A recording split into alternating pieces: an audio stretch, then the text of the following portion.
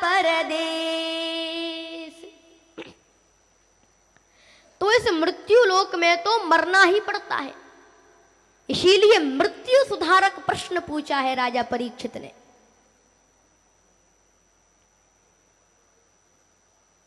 ध्यान रखना, जीवन को सुधारना सरल है। सभी मेरी बात पर ध्यान देना, जीवन को सुधारना सरल है, लेकिन मृत्यु को सुधारना बहुत कठिन है। कोई कोई लोग अपने पूरे जीवन को सुधार लेते हैं, लेकिन अंत समय में कुछ ऐसा कर बैठते हैं जिससे कि बुढ़ापा बिगड़ जाता है।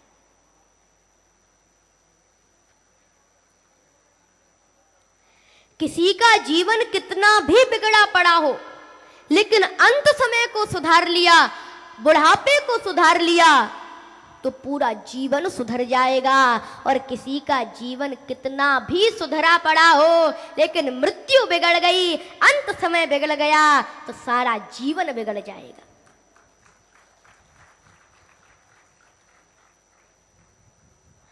बाली का पूरा जीवन बिगड़ा पड़ा था, बाली का पूरा जीवन बिगड़ा पड़ा था, लेकिन बाली ने मृत्यु को सुधार लिया, अंत समय को सुधार लिया, तो बाली का पूरा जीवन सुधर गया और भगवान के धाम को चला गया।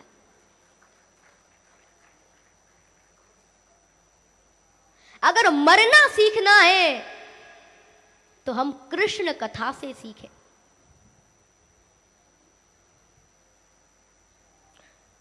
जब जरा नामक व्याध ने मेरे गोविंद के चरण में बाण मार दिया, तब मृत्यु को देखकर श्री कृष्ण रोए नहीं, बल्कि मुस्कुराने लगे।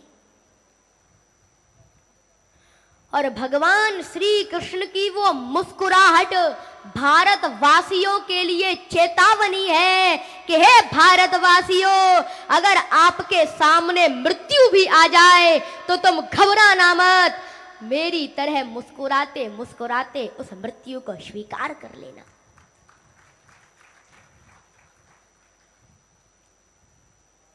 अगर हमें जीना सीखना है तो हम राम कथा से सीखें। जैसा जीवन भगवान राम ने जिया, वैसा ही जीवन हम जिए। भगवान राम का जीवन क्या है, तुलसीदास जी बता रहे हैं। प्रातः काल उठ के रघुनाथा, माता पिता गुरु ना वही माथा, आयशु मांगी करही पुर काजा, देखी चरित हर्षय मन राजा।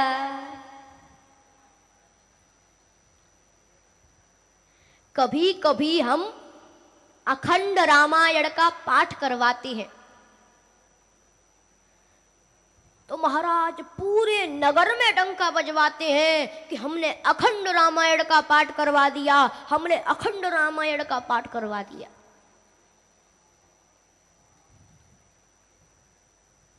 लेकिन जब तक राम जैसे आचरण, राम जैसे सद्विचार हमारे अंदर नहीं आएंगे, तब तक अखंड रामायण के पाठ का फल भी हमें प्राप्त नहीं हो सकता।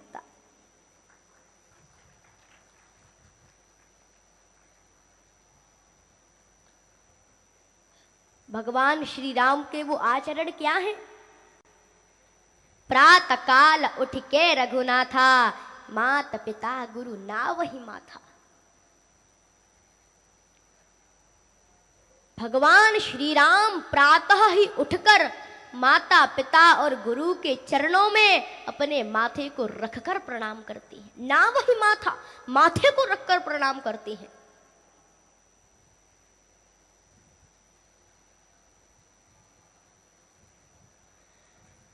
तो मृत्यु को सुधारने के लिए हम कृष्ण कथा सुने और जीवन को सुधारने के लिए हम राम कथा सुने।